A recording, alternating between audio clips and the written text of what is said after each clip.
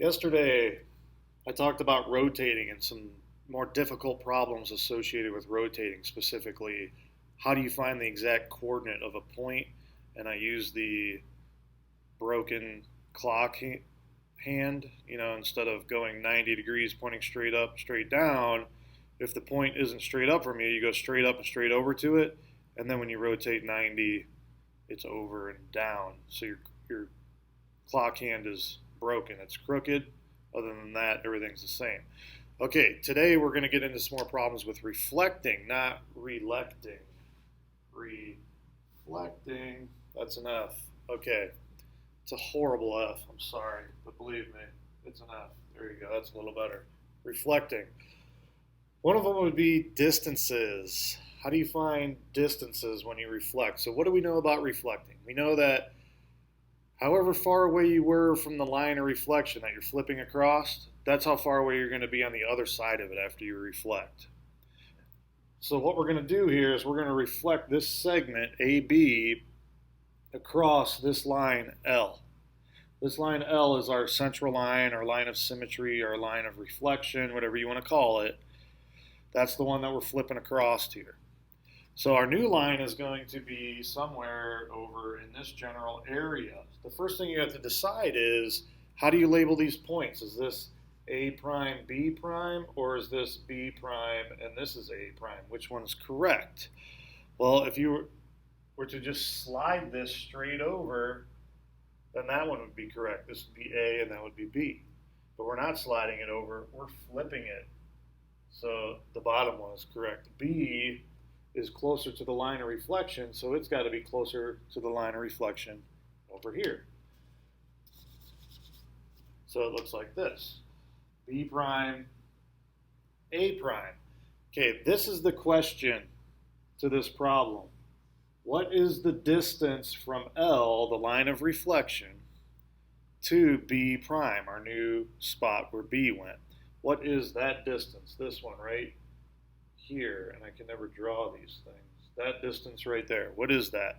How far is that from the line of reflection to B prime? That's what this is asking.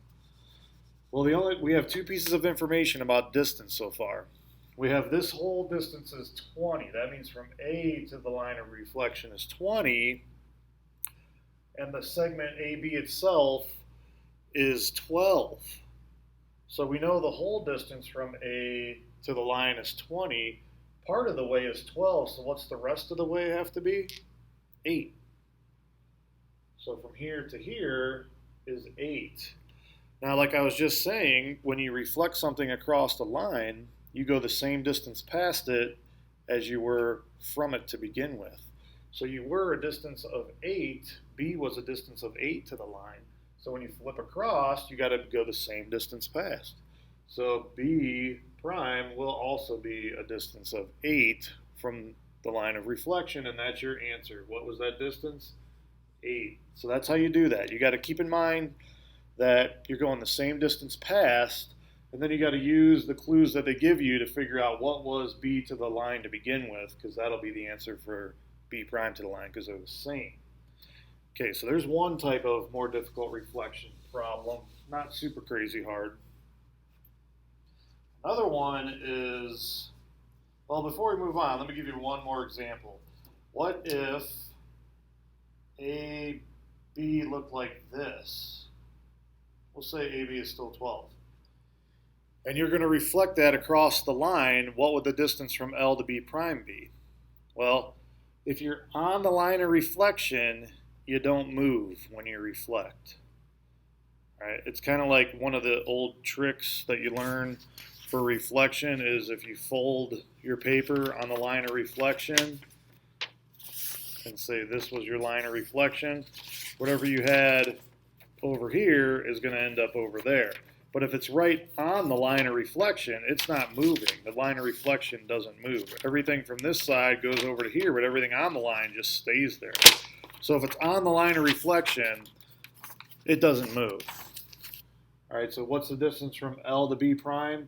0, because B is right on the line. There's no distance between B and the line, and B prime, just like in the last one, B to L was 8, b prime to L is 8. If b to the line is 0, then b prime to the line is 0. So that's the point I wanted to make there. If you're on the line of reflection, it does not get moved. The next thing I want to show you is how to reflect across a diagonal line. Now this gets kind of tricky. Here's a diagonal line. Here's a point A. We'll call it 4, 3. If we reflect the point 4, 3 across this line, where is it going to end up? Well, whatever this distance is, it's going to be that same distance past the line. The problem is, it's got to go straight across that line. So if you say A prime ends up being over here, if you connect A to A prime, then let me just put it all on a slate. Say A prime was, where did I have it? Right about here. Okay, if you connect, if A is here and it ends up over here, that looks about right. Those distances look about the same. If you connect your line, your corresponding points, A to A prime, it will always make a perpendicular line with the line of reflection because you're going straight across that line. When you reflect, you're going straight across it. You're not going across at an angle. Like if this was our line of reflection and this is A prime is going straight across. It's not going down here somewhere. All right, so when I say straight across, I mean it's perpendicular to the line of reflection, and that holds true whether the line of reflection is straight up and down or diagonal.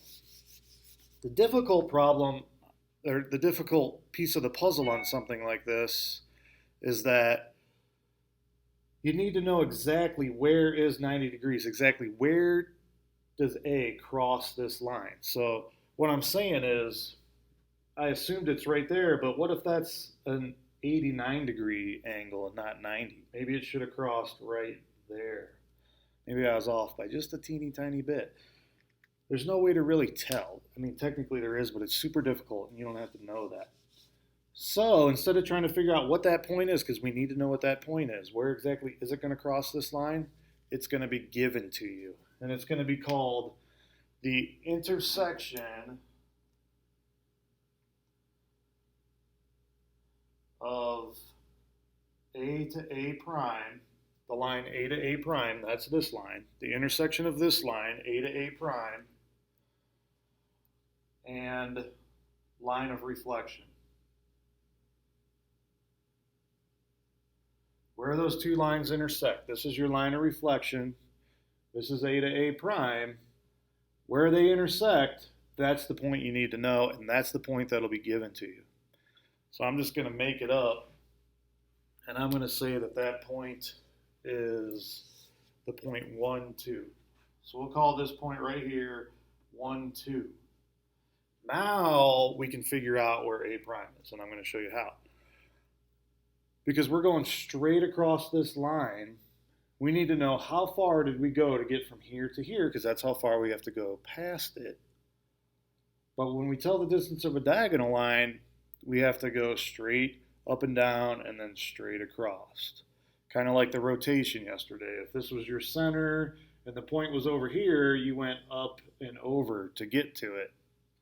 All right, we're going to do the same thing here. How do we get from this point to that point? Well, how far over and how far down was it? How far over from 4 to 1? 3 spaces. How far down from 3 to 2? 1 space. So that's the exact same distance we have to go past this point. So we have to go 3 spaces to the right and 1 space down. So what's 3 spaces to the right of 1? Well, you're at 1, you go 3 spaces past. 2, 3, 4, 1 plus 3. So you end up at 4. And what's 1 space down from 2? 1. So your new point A prime in this problem is 4.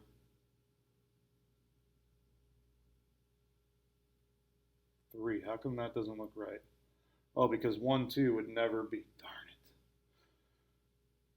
This should. I'm sorry. This should really be a -4. Because this point is to the left of 1. How could it doesn't make sense for 1 to be to the right of 4, so sorry about that. So this would actually be a 5. Right, so you're going from you're all the way over at -4, you're going to 1. You're going 5 spaces to the right to get from -4 to 1. So you have to go 5 spaces to the right, which actually makes this a 6. So sorry, I forgot my negative there. All right, does that make sense? I heard somebody say yes. Good.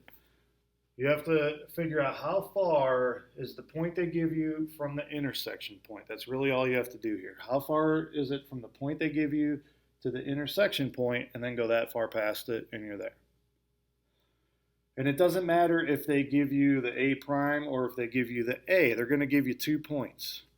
They're either going to give you the A or the A prime, and they're always going to give you the intersection point. So they'll give you the intersection in one of these two and ask you to find the other one. If they give you A prime, you got to find A. It's the exact same way. How far was it from A prime to the point of intersection? Up 1 and over 5. So you go up 1 and over 5, and you end up here. Or if they give you this one, you go over 5 and down 1, so you go over 5 and down 1, and you end up here. So that's how you find the missing point, either A or A prime. It's essentially slope. You're counting up and over from one point to the next. All right, that was the enriched version of reflection. Those are the most difficult reflection problems that you're going to have. So I'll make up a couple in the do section, and then we'll go over them. And hopefully they'll make more sense to you once you've tried them and I go over the ones that you've tried.